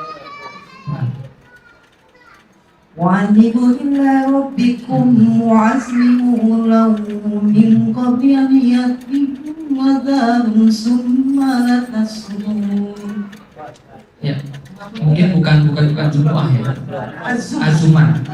Az-Zumar. Ya. Oke. Ya, seperti Bapak kan mengatakan di tukang becak Pak ya, Ya. gambar tukang becak.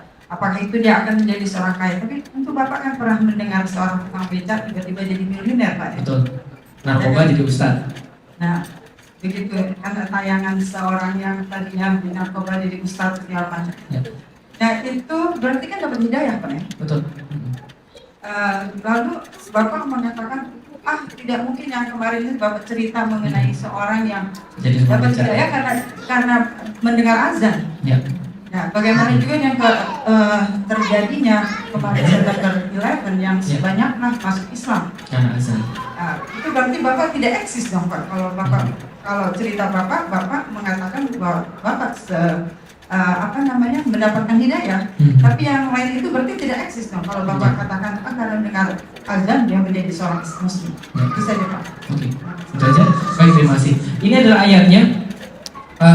Kul ya ibadi, katakan wahai kemudian hamba-hambaku alladzina asrafu, yang kemudian tusrif, yang mereka kemudian sarofa, berlebih-lebihan, melampaui batas dalam kemudian diri mereka sendiri. Jangan berputus asa dari rahmat Allah. Wala tayasu min rauhillah. Jadi maksudnya kemudian jangan berputus asa daripada rahmat Allah. Ini adalah orang-orang yang kemudian sering berbuat dosa. Sering nggak kita kemudian mendengar ada orang, saya tuh udah nggak diterima lagi deh kemudian sama Allah. Saya sudah kemudian banyak dosanya, saya malu minta sama Allah. Itu orang berputus asa. Katanya Rasul, bukan kata Rasul. Katanya ulama yang dirangkai daripada hadis-hadis Rasul, orang yang berputus asa dengan rahmat Allah itu dosanya lebih besar daripada maksiat dia. Apa maksudnya? Jadi ada orang maksiat nih, Tapi gara-gara dia takut Allah nggak mengampuni dia lebih maksiat lagi, itu lebih besar dosanya daripada dia kemudian dosa-dosa yang telah lalu. Jadi dosa berputus asa dari rahmat Allah itu dosa besar. Jadi jangan pernah berputus asa daripada rahmat Allah, karena itu dosa besar. Nah, bagaimana kemudian dengan orang yang kemarin? Ada orang-orang yang kemudian miskin, orang kemudian yang tukang becak tiba-tiba jadi orang kaya. Kenyataannya kan begitu kan ya? Tapi kenapa kemudian saya bilang kemarin orang-orang yang kemudian dulunya miskin tetap aja miskin besoknya? Nah, jadi gini Bapak sekalian, ingat kata-kata saya kemarin? Yang saya minta digaris bawahi, kalau dia tidak berubah, maka Allah tidak akan berubah keadaan dia, kan gitu ya? Tapi kalau dia berubah, apapun bisa. Narkobaan bisa jadi ustaz. Orang yang kemudian orang yang jadi tukang becak bisa jadi kemudian orang kaya. Bisa. Syaratnya apa? Dia berubah. Karena gini Bapak sekalian, orang-orang semua berlaku itu. Yang tidak berubah dapatnya itu aja. Makanya Einstein, kenal Einstein? Einstein bukan musliman ya. Tapi Einstein berkata begini, siapa yang pengen dapat hasil berbeda dengan cara yang sama, dia orang gila. Sekali lagi ya, siapa yang pengen dapat hasil yang berbeda dengan cara yang sama, berarti dia orang gila. Berarti kalau pengen dapat cara yang berbeda, gunakanlah kalau pengen dapat hasil yang berbeda, gunakanlah cara yang contoh misalnya, istri saya mau masak opor ayam. Mau masak lodeh, jadinya opor. Serius, pas pertama-tama kali masak di rumah, masak lodeh jadinya opor. Saya bilang, kok kamu hebat banget sih, masak lodeh jadinya opor. Resep lodeh jadinya opor. Berarti kemudian dia gagal atau tidak? Dia gagal atau tidak? Dia tidak gagal. Dia menemukan cara membuat opor. Ya kan ya? Benar nggak? Benar nggak?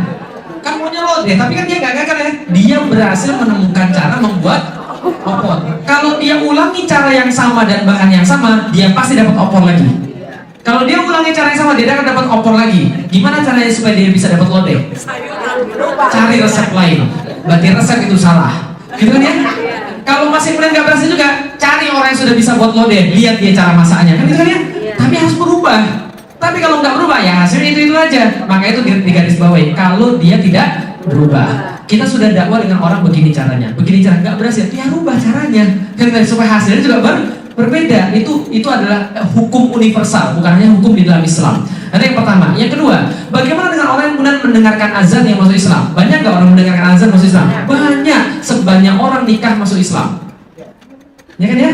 Tapi yang saya sampaikan kemarin adalah satu-satunya cara yang diperbolehkan oleh Allah di dalam Al-Quran untuk beriman adalah dengan berpikir, bukan dengan nikah, bukan dengan dengar azan, bukan dengan mimpi, gitu kan ya? Karena itu bukan cara Islam. Loh kalau gitu gimana dengan orang yang sudah masuk Islam karena azan? Boleh saja, tapi dia harus lanjut berpikir. Karena kalau dia nggak berpikir, keimanannya nggak kuat.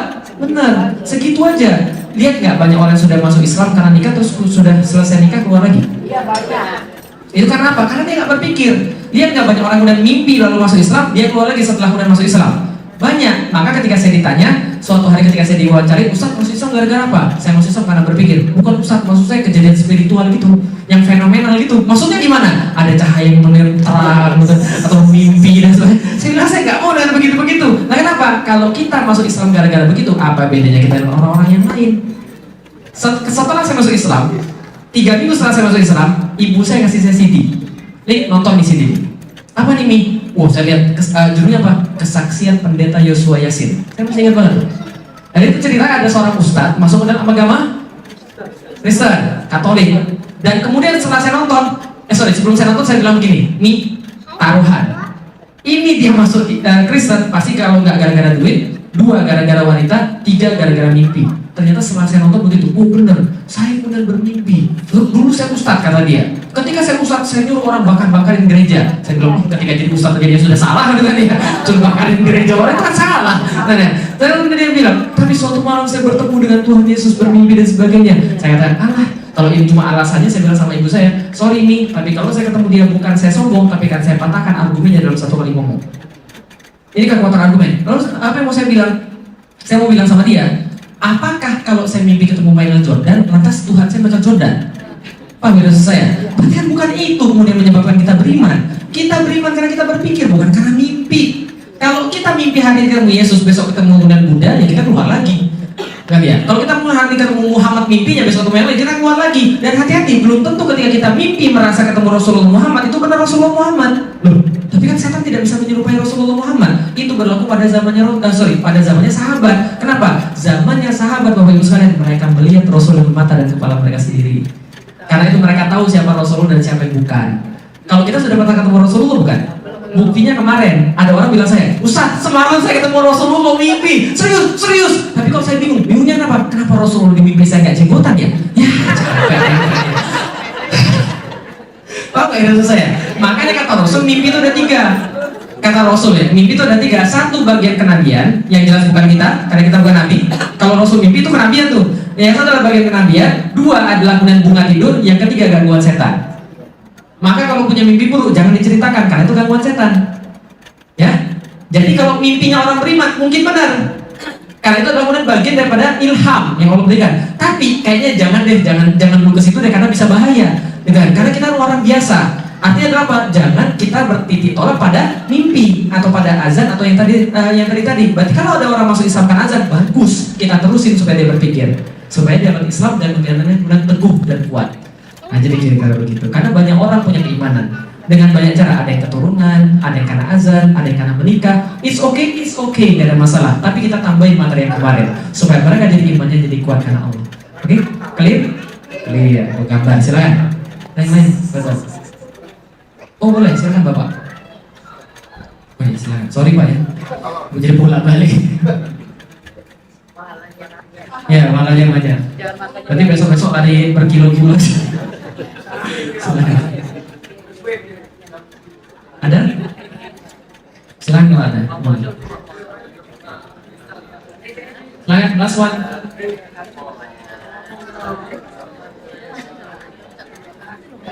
Assalamualaikum warahmatullahi wabarakatuh. Waalaikumsalam warahmatullahi wabarakatuh. Silakan Pak. Saya tidak bertanya, tidak menjawab. Saya hanya Pernyataan. ya, mungkin kalau tidak saya salah, minta maaf. Monggo. Yang pernah saya baca bahwa kita sebagai manusia yang awam, Ya. apabila mimpi seperti itu kami dari setan. Ya. Jadi tidak perlu diyakini. Yang pernah saya baca hanya kelas Nabi Ya. yang mendapatkan mimpi itu Ya. datangnya dari Allah. Ya. Karena Nabi itu tahu persis mana yang datangnya dari Allah, Betul. mana itu syaitan. Ya. Jadi saya menambahkan kalau kita sebagai orang awam yang mimpi katanya Nabi, katanya dapat wahyu dan besok aku jadi Nabi. Kalau menurut saya salah. Ya. Terima kasih Pak, maaf kalau saya salah. Nggak ada masalah. Betul sekali Pak. Jadi memang nggak salah. Saya tambahkan sedikit lagi. Ada sebuah hadis yang mengatakan begini. Jadi suatu hari ada seorang sahabat tanya sama Rasul, ya Rasulullah, saya pernah bermimpi. Mimpi saya ada awan, lalu kemudian keluar tali, lalu kemudian tali itu keputus. Nah, lalu kemudian dia tanya sama Rasul, tafsir mimpi saya ini apa kira-kira Rasul? Rasul ketawa. Sebelum Rasul menjawab, Abu Bakar bilang, Rasul biar saya ngatin. Oke, Rasul kata, Abu Bakar silakan ngatin. Abu Bakar dulu, akhirnya begini, bla bla bla bla bla bla bla bla. Rasul senyum lagi dan bilang, Abu Bakar artinya setengah benar setengah salah. Jadi setingkat Abu Bakar aja yang mengartikan mimpi setengah benar setengah salah, apalagi dukun sekalian. Jadi kalau zaman sekarang betul, yang itu yang saya katakan tadi, kalau kita dapat mimpi ya sudah anggap aja itu bunga tidur. Ya kalau benar-benar ketemu kemudian mimpi ketemu Muhammad, ya alhamdulillah. Tapi jangan kemudian gak usah kemudian diumbar kemana-mana, maksud saya. Jadi kadang bisa jadi benar, bisa jadi salah. Karena kita nggak bisa lihat Rasul langsung kemudian dengan kita nggak pernah lihat Rasul gitu maksudnya. Nah tapi ya alhamdulillah, yang kita harus kemudian inginkan bukan hanya mimpi di malam hari, tapi benar-benar impian. Kalau nanti meninggal ketemu Rasul, itu mantap. Bukan ya? Bisa meluk Rasul, bisa ngomong sama Rasul, itu kita kemudian impikan harusnya. Nah jadi itu, saya menambahkan di sini. Oke, yang terakhir? Sudah ya, selesai ya? Ada? Oke, boleh, silakan. Silakan.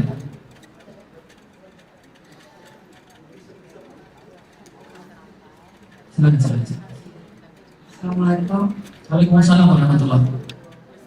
Ini soal mimpi lagi. Boleh. Ini saya minta maaf. Apakah mimpi bisa untuk ini stay asleep? Saya Ya, boleh. kan saya menderita penyakit kanker. Jadi waktu saya mau dioperasi kan, saya tuh mimpinya bukan mimpinya ketemu sama ayah ibu saya sedang. Ya. Dan sesudah itu, setiap saya menderita sakit lagi, itu sering datang lagi. Jadi maksud saya tadi bukan mimpi, Ya. tapi kenapa saya harus mimpi orang yang sudah meninggal? Ya. Saya sering mimpi orang sudah meninggal. Saya sering mimpi nenek saya sering mimpi orang sudah meninggal, dan itu biasa. Karena kenapa? Mimpinya bukan tidur. Dalam artian yang kita bisa mimpiin hanyalah yang ada di kepala kita. Yang aneh mimpiin orang lain yang nggak pernah kita kenal. Itu aneh katanya. Tapi kalau mimpinya kita kenal, apalagi ibu sendiri ya bagus lah. Karena apa? Tandanya apa? Karena kita menghargai dia. Ya kan? Dia dalam ingatan kita dan sebagainya, itu ada masalah. Artinya adalah apa? Mimpi tidak perlu dijadikan sebagai tolak apapun, tapi dijadikan sebagai yang pengingat aja. Oh, berarti ya kita harus lebih banyak mendoakan dia, bersedekah atas nama dia, gitu kan? Ataupun dia melakukan segala macam amal-amal kebaikan, agar kemudian dia mendapatkan amal-amal yang baik juga. Karena anak yang beramal soleh dia juga dapat apa yang dia pesankan lakukan. Dan itu kan dia dapat amalnya juga, insya Allah. Jadi kira-kira gitu. Oke, clear ya? Oke, yang terakhir untuk sekalian, karena ini sudah malam, saya punya buku yang pertama judulnya Beyond Inspiration. Ini buku di Indonesia harganya Rp60.000. Sekarang sudah memang ketika dicetak pertama kali bestseller di Islamic Book Fair 2011. Dan materi-materi kemarin, The Way to Believe dan kemudian Get the Guide dan Easier yang sekarang tentang takdir dan lain semuanya, besok juga nanti ada materi lagi semua dari buku ini juga. Nah, bukan promosi bukan, tapi buku ini hari ini mau saya jual dengan harga yang spesial pada orang yang istimewa. Nah kan kemarin saya tanya nih, mau jadi orang biasa istimewa, ibu-ibu bilang dan bapak-bapak bilang mau jadi orang istimewa nih. Nah ini mau saya jual dengan harga yang istimewa. Ya, permainannya adalah gampang bagi sekalian. Yang sudah pernah tahu mainan ini nggak boleh ikutan. Yang belum tahu mainan ini boleh ikutan. Bu Emi nggak boleh ikutan ya, awas. Karena Ibu Emi sudah lihat di Las Vegas. Nah ini tidak boleh, kemudian yang sudah ikutan nggak boleh ikut. Nah ini jangan bilang-bilang yang awas. Nah ini adalah buku akan saya jual dengan harga istimewa. Maunya berapa? Harganya Rp60.000 di Indonesia. Kira-kira maunya berapa? Di Indonesia masih banyak. Di sini saya jual dengan harga, saya bawa sini terbatas. Jadi cuma 2 di sini jatahnya. Kira-kira mau berapa? $20. Saya nggak mau jual dengan harga $20. Kira-kira berapa? Berapa kira-kira? Menurut ibu pantasnya berapa? Menurut bapak pantasnya berapa? 10. Saya nggak mau jual dengan 10. Apalagi menurut bapak saya nggak mau. Free. There is no such thing as free lunch. Mau berapa kira-kira? 50. Saya nggak mau jual 50. Berapa? Nggak mau. Oke. Perhatiin baik-baik untuk sekalian. Saya mau jual dengan harga 75,5 sen. 75,5 sen. Kan harga spesial. 75,5 sen. Saya nggak mau naikin dan saya nggak mau turunin harganya. Saya maunya 75,5 sen. 75,5 sen dalam duit Amerika. Ya, bukan duit di kertas, bukan. 75,5 sen. Saya nggak mau naikin harga, saya nggak mau turunin harga. Apa enggak? Saya nggak mau naikin harga, saya nggak mau turun harga. Caranya sederhana. Siapa yang punya 75,5 sen, yang maju pertama kali kasih saya duitnya, dia dapat bukunya. Silakan. 75,5 sen. Saya nggak mau naikin harga, saya nggak mau turun harga. Soalnya yang pertama kali dapat 75,5 sen. Silakan. Berapa? Setengahnya mana? Enggak, 75,5 sen. Ini 75 sen. Kurang ini sen. 75,5 sen. Setengahnya mana? 75,5 sen. Bukan $75 loh, 75,5 sen. Berapa? Setengahnya mana? Oke, 1 sen. Terus setengahnya? Setengahnya gimana terus? Terus gimana kalau nggak ada? Kan harus pas. 1 sen. Setengahnya gimana? Ini 75,5. Ini setengahnya gimana ya? Kira-kira? 75,5 sen.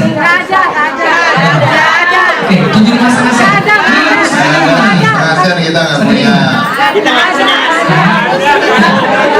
Nah, 75,5 sen. Nah, coba itu berapa? 2. Oke, setengah sennya mana?